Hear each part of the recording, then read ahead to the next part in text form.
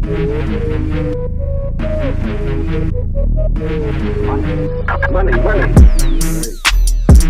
All right, we are back, Island Guys FPL podcast, and this is breaking down what just happened in week 7. A lot to talk about. We're going to talk about Chelsea. We're going to talk about that big scoring game, Aston Villa, Southampton. We have a special guest coming on, and I think we just start off by just talking about how we did. Yes, sir. How's everybody doing? Good night. Tell me how you did, man. I, again, had a not so bad of a week, but still under average. I had 45 points, which the average was 53 this week. I didn't have any, apart from I would say, maybe bringing on, Kilman, and he might have been a differential. I didn't have any of my differentials hit. Danny Ings scored a great goal, but he went out injured. Pickford didn't play. And just I'm looking at your team now. Yeah, you had 47. 47. Oh, I got the 2 points because that's what I was going to talk about. Morpay just got excluded from the team. I couldn't find out any news about what happened. He got excluded from the team. Not even on the team list, no injury update. And so I have my work cut out for me. What about you? I made 50 points. It was not great. Needed Mitrovic to provide some fireworks. Mitrovic, he did stuff. He went to work. Two assists. I needed more. How much bonus points you got? I don't think he got any bonus, to be honest, But I had 50 points. My captain was Kane. I had Mitrovic. I had Salah. I had Chilwell. Going back to last week where I said my transfer would be Townsend to Pulisic.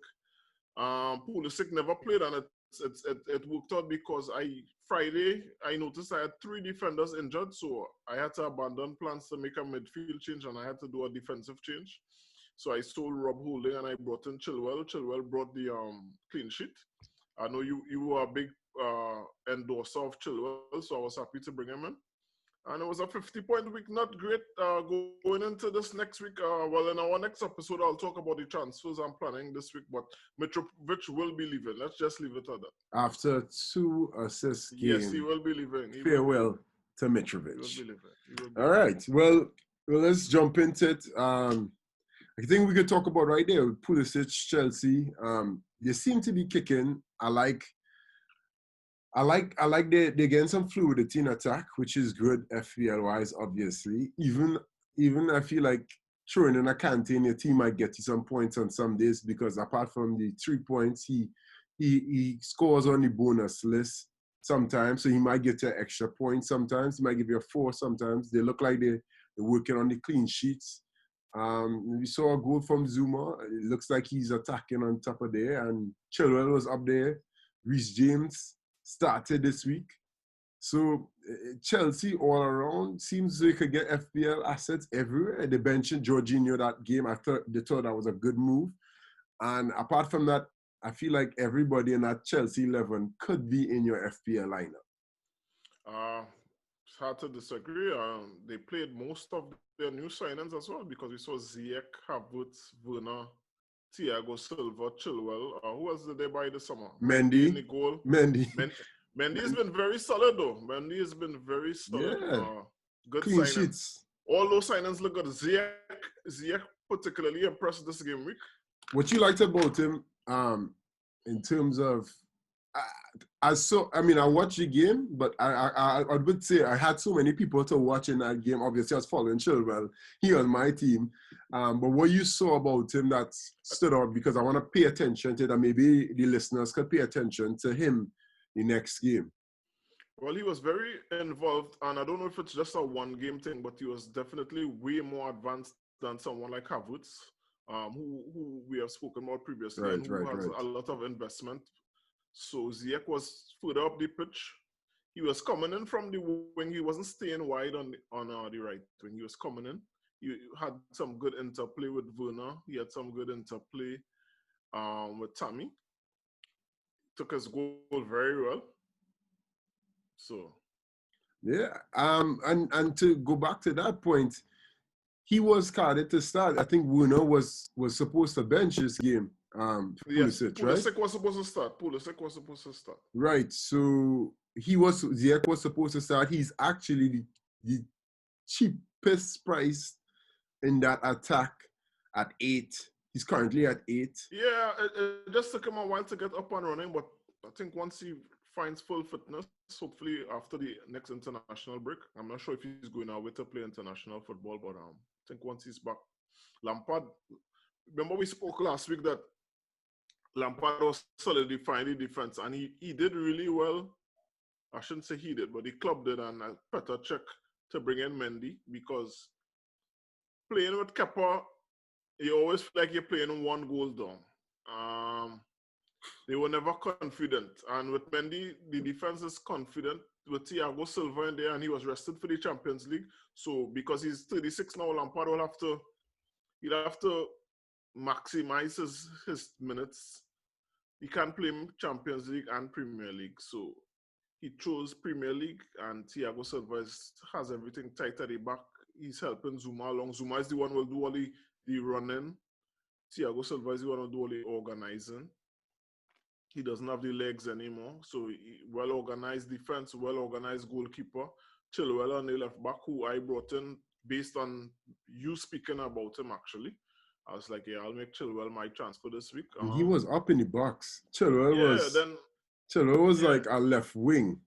And he had Kante in there with, I believe it was Mount and Havertz in the midfield. Mount did a lot of running and pressing. I'm not thinking of Mount as a FPL option, but he's very helpful in the pressing game. Right. The team just looked good, and now it's just to build on the forward movements and getting goals and points on the board because they're looking solid defensively now. Yeah. Yeah, I agree with everything you say. I feel like I might give Ziyech another week, looking to see. I'll just pay attention to what you're looking at because I didn't see him play before coming into the EPL, and just 1 or 2 Champions League games you could see, so now seeing him a little bit more, you feel like a little confidence. I don't mind if he increases by maybe a 0.1, but if he's playing that high, and if he is intended to start, I mean, I think that should be something to look forward to. Well, sorry. My intention was to bring in Pulisic. So right. Now that I have Chilwell in there, I definitely intend to get a Chelsea attacking option. I can look at Ziyech. I can look at Werner. I think I'll stay away from Havertz, but I think now I want to get Ziyech or Werner into the team. Chelsea have a couple good fixtures coming up. That's exactly what I was thinking. Yeah. I want to have 2 Chelsea players into my team right now. Werner may be an option this week when I sell Mitrovic, so stay tuned. Yeah, and just to even go back to what you were saying and just add on a little bit to Thiago, I think Lampard watched, they played against a team that only scores goals from set pieces. So having Thiago in there to set the back line was something that they would do. And I didn't know the thinking of the Pulisic and the Werner situation because Werner was on the bench. But now I feel like you could be confident to bring in Werner and bring in, and as you said, it's just kind of high up. I think that might be a good thing to look at. And maybe even Tammy, Tammy might be a value player coming up. They have some good fixtures, so Tammy might be a value player for Chelsea. So I feel like we covered the Chelsea there. Chelsea was the exciting news. Let's jump onto the game that had all the goals. That would be the Villa Southampton. Right. 7. Ward-Prowse. That's where we need to start. 6.3. The guy's deadly on set pieces. Yeah, he's deadly on set pieces. Probably the best free kick take. You want to say the best free kick take any Premier League since Beckham, or is that going too far? It's something that you can't disagree with. It's something that you can't just say no. You can't say no. What I would say is his technique is immaculate. Yeah, when he strike that ball, his technique is insane. Immaculate. His technique is immaculate. I saw Stephen Warnock on Sky Sports kind of breaking down his free kicks, showing that if Villa had moved the wall on a couple of them, that the first one, if the keeper needed to put the wall to the side a little more, and Mings would have been able to head it out. And then the second one, Mings didn't jump. Yeah. Mings didn't jump. So it's a game of inches, but he did put them away, and the technique was immaculate. So yeah, at 6.3, he's an option because he's on all set pieces. He can get assists, he can get goals. He's an option.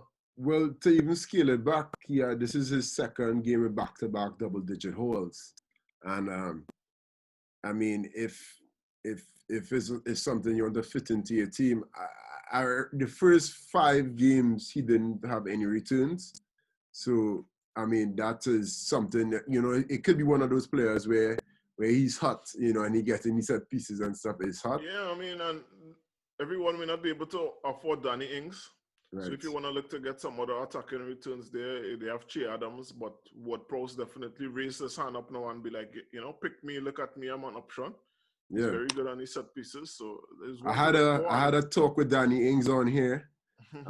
After the game, he is not as bad as it seems. His knee, he didn't tear anything, but he might get rested. So you hear it first. I'm a Danny Ings owner, so immediately I rushed over to contact the source. And I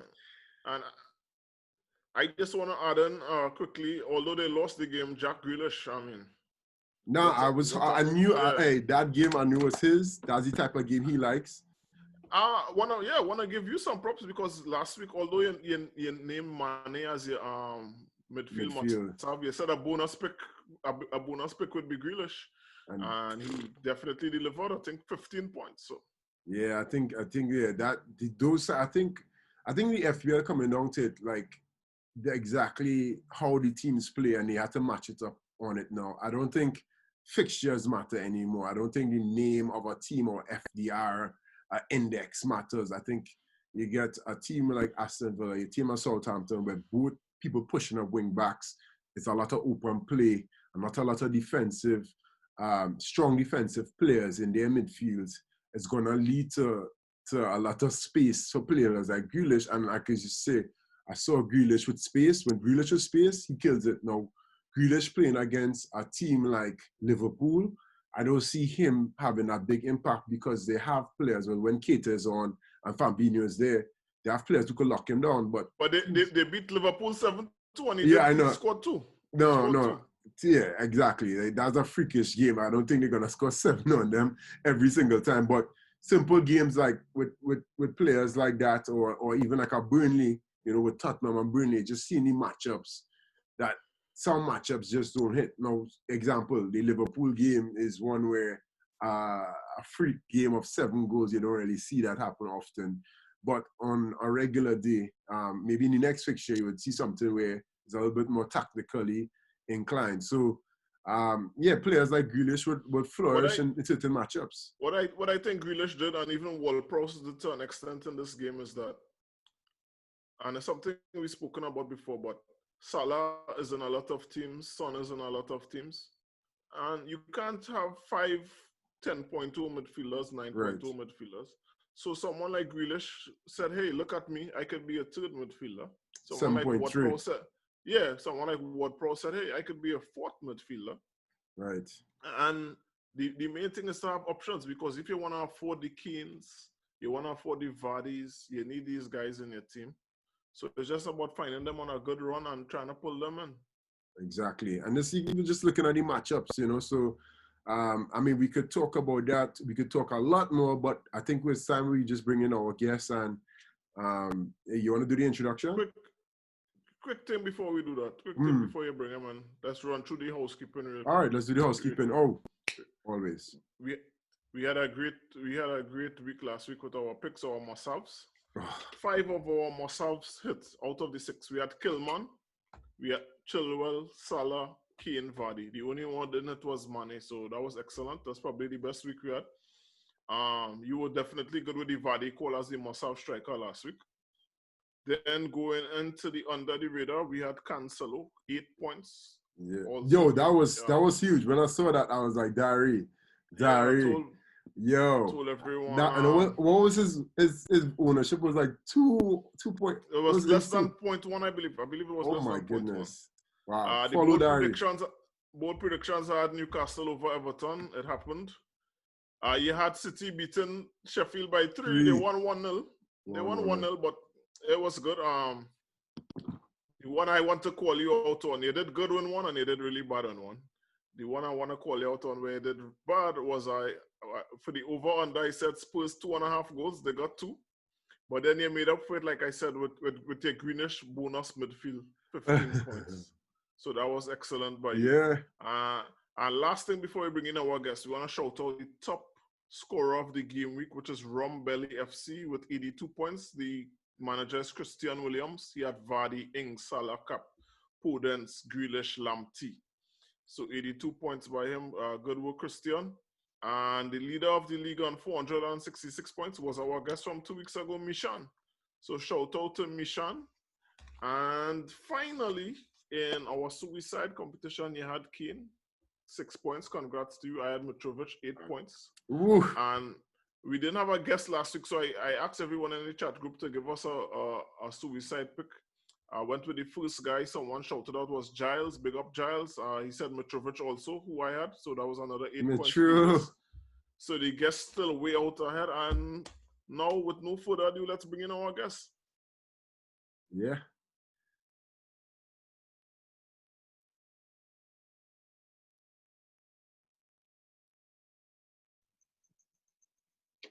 Connected. Boy? What's going on, Hello, Riad? sir. We can't see you. I wonder why. Yeah. Oh, maybe I should just put video on. Video on. Let's go. Yeah, he is. Arsenal Oh my in the God, he's house. wearing an Arsenal jersey. He's wearing an Arsenal jersey. Yeah, dog. After a big win. After a big win. That was a fantastic win. Every Ladies Arsenal and fan, gentlemen, Riad Butchun. What's up, man? Good evening. Thanks for having me, guys. Thanks for having me. Welcome. I want to say one thing before we get started. We're going to talk a lot about football. We're going to talk about Arsenal. Sure.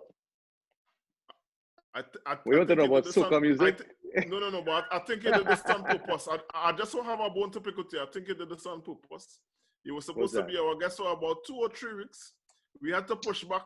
And you waited on the week when Arsenal beat Man United to finally come on. Talk to me. Talk to us about that.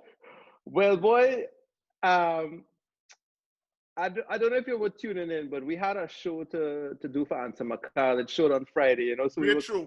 I watched it. Great show. One yard. Well done. It was fun. Thanks very much. It's just when you messaged me again, I was like, you know, this is probably the best time to come on, you know. This is the best time, and I have no problem, you know. I just did it. I cleared my whole schedule, you know. I want to talk since I have no affiliation with this. I want to go into it. I saw 2 coaches, one out strategizing another. El Neni, he was my MVP for that game. I like defensive players. I thought that their strategy was the best. What stood out for you in Arteta's strategy in that game? So let me just track back a little bit. I guess I was part of the quiet supporters that started to question what was going on. I mean, I was happy, obviously, with the FA Cup win. I know there's a process going on. They're using a lot of words, you know, trust the process. And I trusted the process, you know. But I was very disappointed with how we approached the Liverpool game and the Man City game. Even though the Man City game was a narrow loss, and the Leicester game just put it over the top for me. I was just annoyed. And it could be because of some of the selections by the coach and maybe the approach on a whole. So when I saw the lineup, I'll be honest with you, I was happy that Xhaka did not start. I always thought that El Neni was probably Arsenal's best midfielder since the since this season started, since from the preseason. You know, he looked a much different player coming back from Turkey, but he have no flams. He's a very simple player. But what I realized in this game, because as you quite rightly said, he probably surprised all Arsenal fans. I mean, they have a lot of memes going on that, you know, all and then he used to do was pass sideways or backwards. You know, I never saw anything positive from him except being a safe player. This man was driving forward and doing key things and was just constantly upsetting the Manchester defense or just breaking up the midfield overall. And it's clear that El Neni was feeding off of Partey's energy and even instructions, because while Partey is not back in instructions at him, you're seeing Partey pointing to various holes in the midfield, and El Neni would just go. And it's something that I'm sure he realized he can't get with Xhaka. And as much as Partey probably expressed when he signed for Arsenal that, you know, he can't wait to play with Xhaka, I was extremely happy. And together, El Neni, Partey, and Gabriel totally nullified on their own Manchester United. Now, we obviously have a problem with offense, but on a different day, we could have easily won that game by 3 or 4 goals, you know, but that is a different thing altogether. 3 points is enough for me, you know, and every Arsenal fan will know, don't matter if Manchester and Arsenal teams that, let's just say we were last place and second to last, that is a fixture that we're all looking for. Yeah, it's a big hit with us, you know. I'm happy you mentioned Gabriel there, because what happened to the second yellow card that he was supposed to get there? I mean, he was impressive, but what happened? What happened? I don't know. I mean, we were lucky. Let's be honest. I'll be honest with you. That's what they need to say. That's what they need to Yeah. You know, and I mean, Alex Ferguson said it well. You know, said it best. You know, the decisions, they always weigh out over the course of a season. You know, you get some and you lose some. And although I hate that analogy, because I always think that Arsenal always on the receiving end of lame decisions by referees, that was one that we got away with. You know? All right. So before we go into FPL, Riad, just give me your outlook for Arsenal for this season. What is the expectations for this season?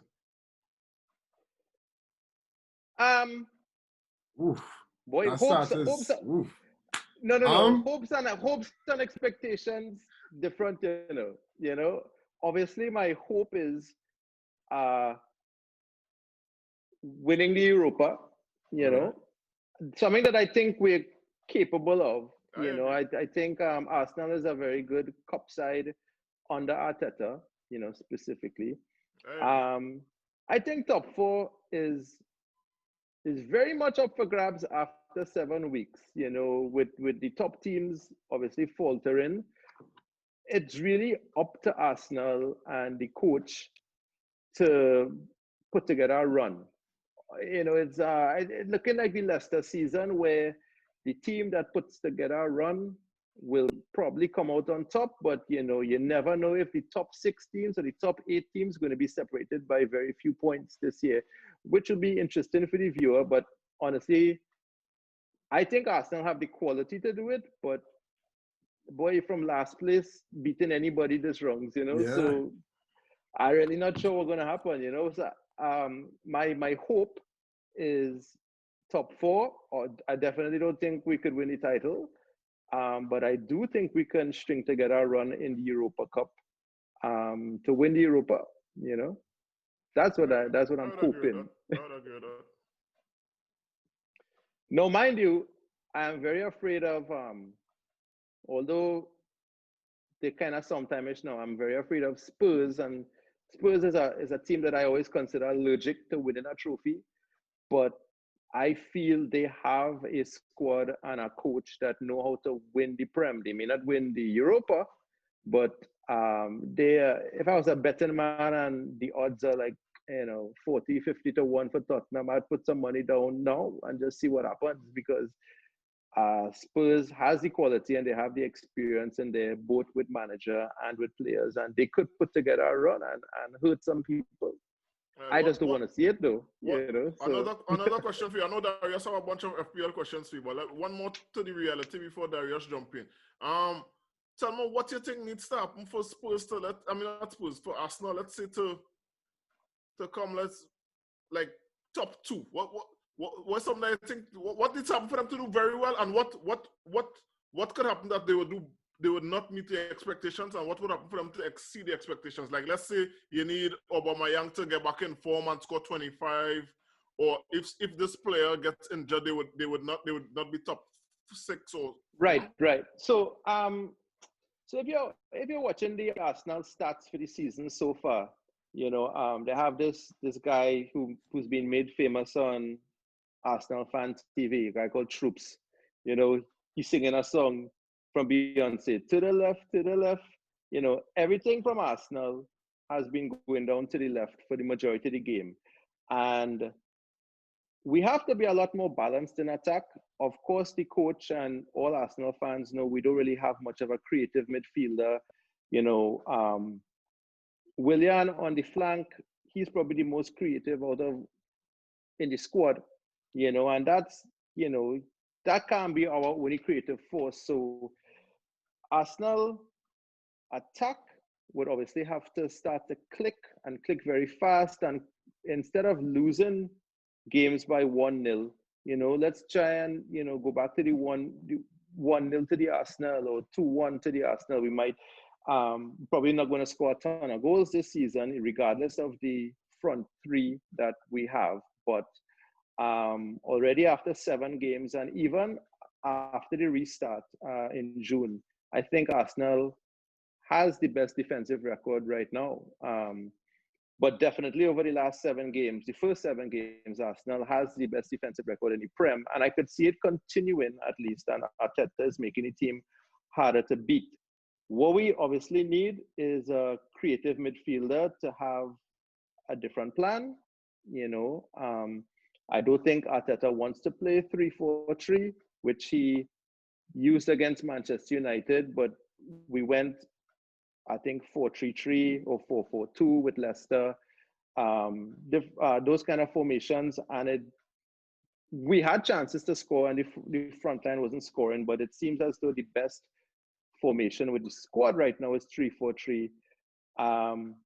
But we're only doing that because we don't have an out-and-out creative midfielder. I mean, we have one, but he's just not allowed to play on the squad. Not saying that Ozil would change fortunes, but he did pretty well in Arteta's first 10 games when he was a part of the squad. And he would have been a nice plan B right now, you know, to unlock somebody. Because a lot of the teams right now, as you can see, are playing this low block. This low block become the biggest fashion. Every team outside of the top 6, you know, they almost adopting this low block, which is kind of, I would say, new to the Prem, where most of them adopting it. And it's going to take a different style to unlock these teams, you know, as Liverpool, I guess, realized. Let me jump in and let's talk some FPL now, right? Well, I am actually in a similar struggle with you. We struggling to catch a break, hit the right captain. This is Riad's team. He captain Kane.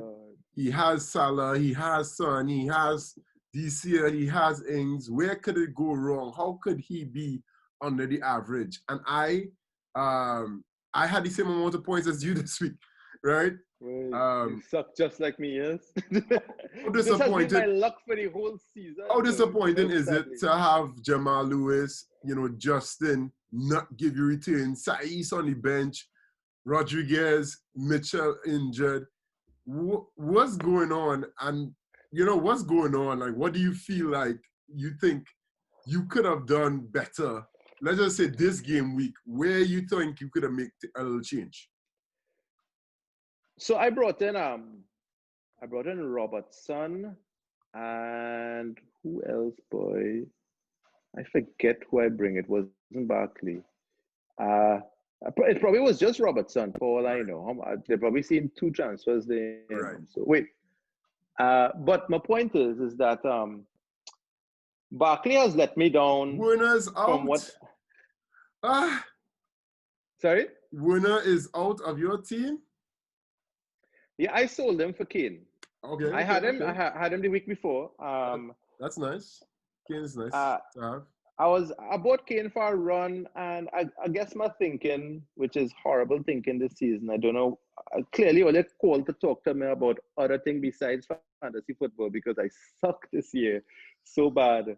I've just been trying to figure it out, but I'm trying to put people, let's just say forwards in my team that I think going to be um, in the top 3 or 4, you know, coming end of the It looks like season, or definitely. you have let's say 3 of the top 5 forwards right now. You have 2 Yeah, of the top and 5 midfielders right now. what's going on is that my differential's just not performing at all. Exactly. Same. You know, Same. and I spent a lot of money behind, I guess, a Liverpool defense, but I didn't. You know, Robertson is really more for the assist potential, but even Liverpool, I guess, I didn't anticipate they would have. It's a combination of things I realizing with Liverpool right now. Yes, the centre back's not there, but at the same time, the teams they're playing right now adopting the low block. You know, Right. it's tougher to score against teams just generally this season. Now, mind you, Alexander Arnold still, I guess, looking better than Robertson in the last game that I saw. But they teams just defending a little better against Liverpool. You know, you're not going to see, at least for now, you know, until maybe January and what have you. But at least for now, teams handling Liverpool a little better, and Yeah. maybe the high price defenders, wing backs that they have may not be the best option. I keep in faith with. Did I sell Robertson? I think I saw Robertson already. You know, I don't make my change. I feel like you have a prized possession on the team on your sheet right now. I've been talking about for weeks. Hector Bellerin at 5 is the #1 scorer at Arsenal, 33 points right now. He's still at 5. I feel like he wouldn't even rise because a few people overlooking him over the Chilwells, over the, you know, the value Justins.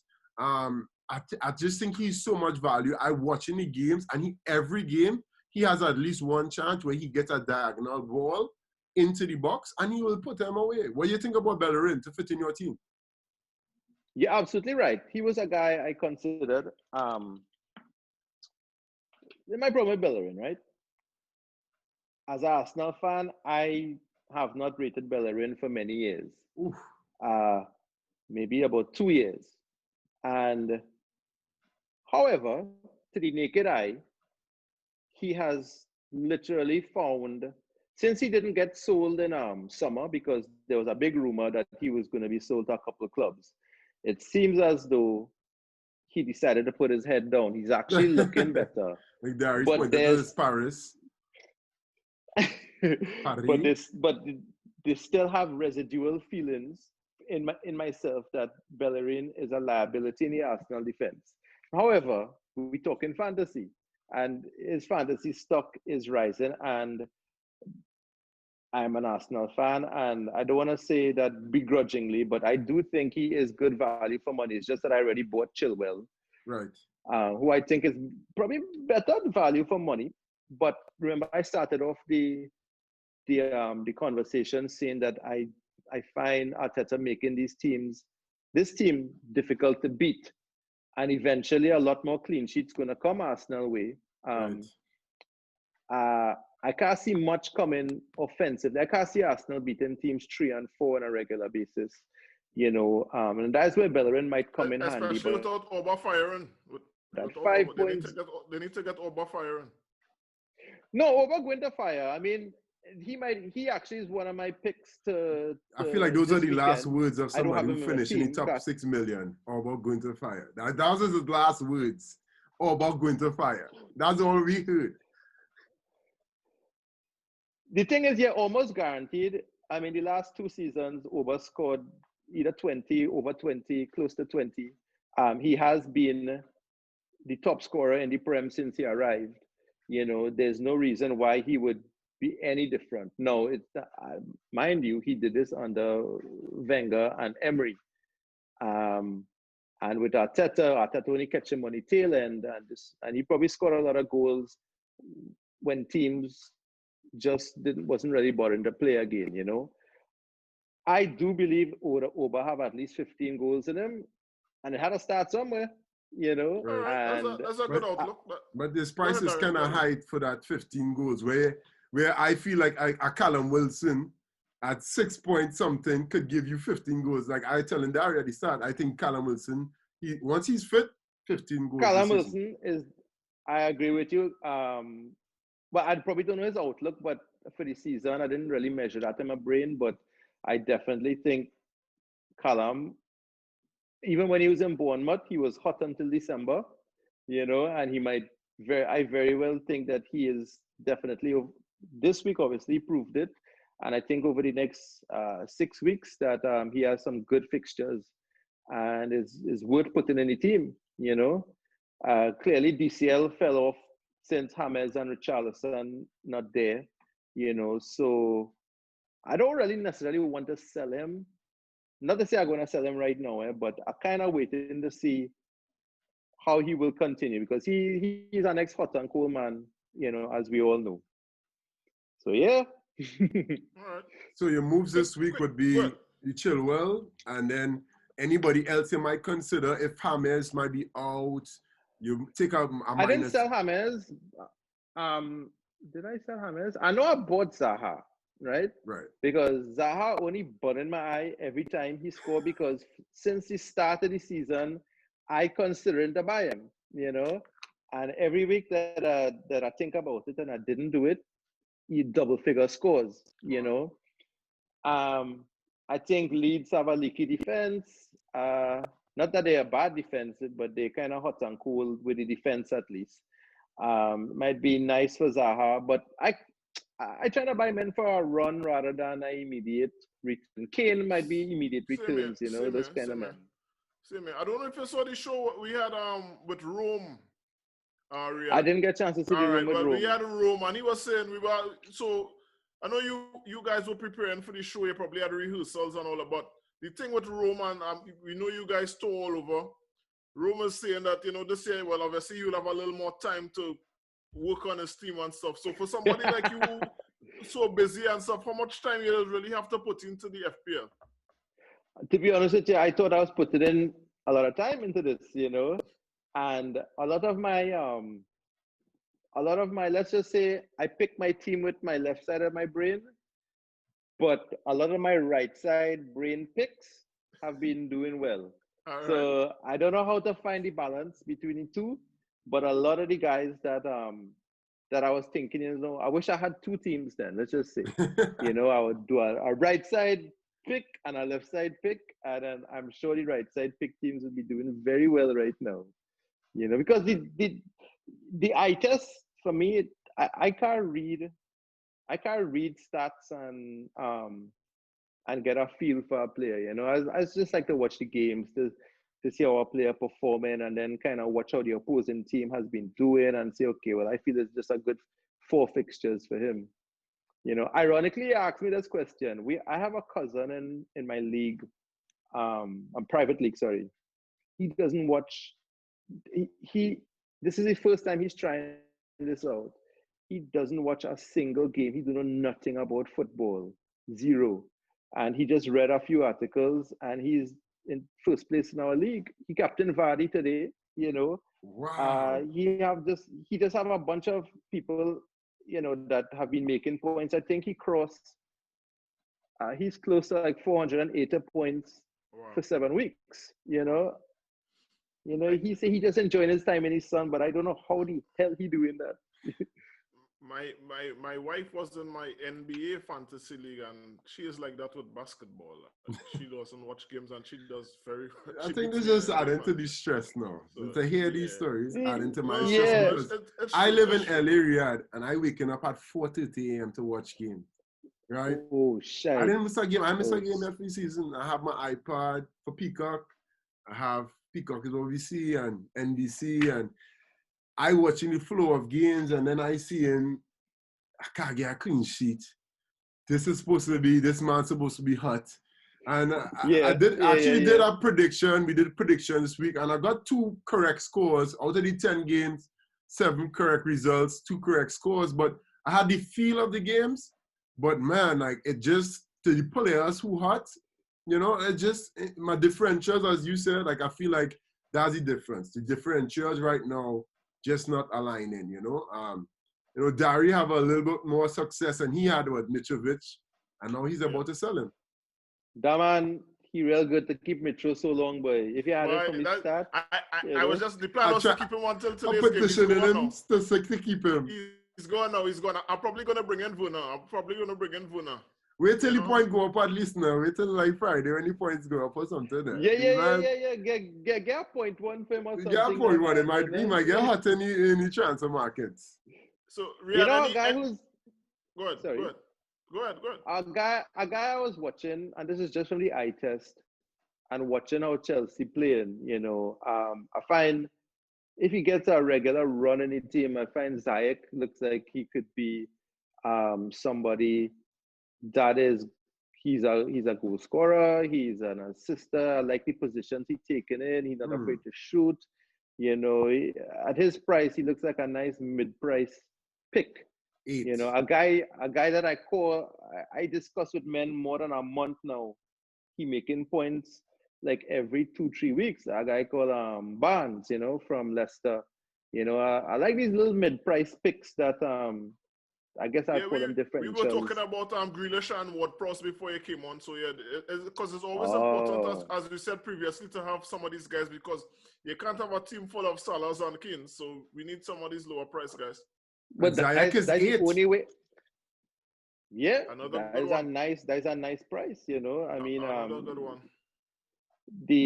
That's the only way I can move up the table is if my differentials start to do something because I have the obvious men, you know, the Kanes, the Salahs, the Sons, you know. We had to do something. Else, I don't think any of us has had a great start this season, but I think it's early and I don't want anyone to panic. So Riad, before we go, anything you want to leave us with FPL wise or in general?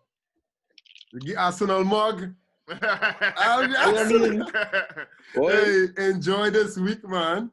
I mean, you might have Sheffield again.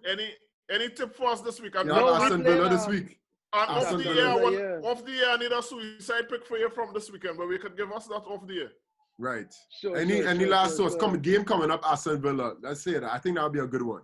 Aston Villa is the return of Martinez to the Emirates. You know, the goalkeeper that I did not want to leave Arsenal, but hats off to him. He's been doing very well at Aston Villa.